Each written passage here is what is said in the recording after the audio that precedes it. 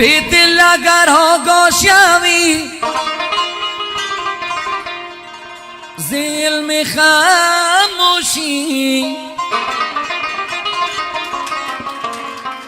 تحصیل کمال تو بیاگر تمام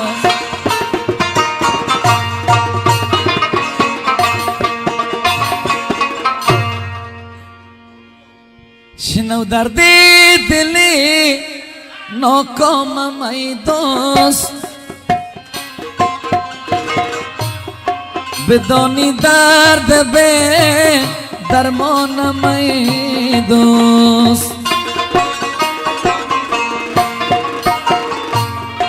چی کنم زنده با شم تو نباشی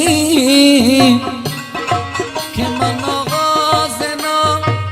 فرجامم ای دوست آل خرابم ببین سینه کبابم ببین چیز گناهم ظالم چشم پرابم ببین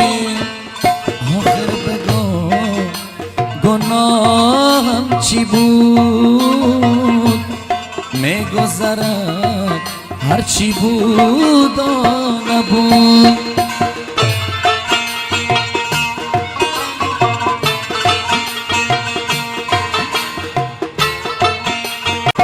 درخت بی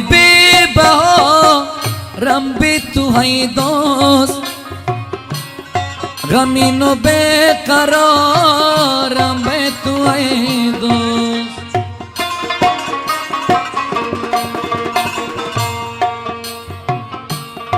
میان کوچه ها یه سرد هجران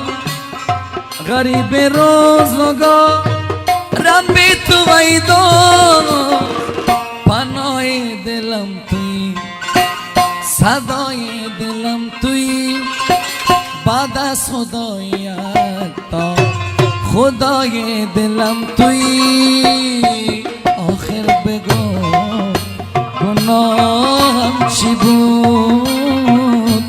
میگذرد هر چی بود و نبود گله گذاری کنم یا جان سپاری کنم خون دل از دو دیدم با گریه جاری کنم آخر بگو گناهم چی بود میگذرد هر چی بود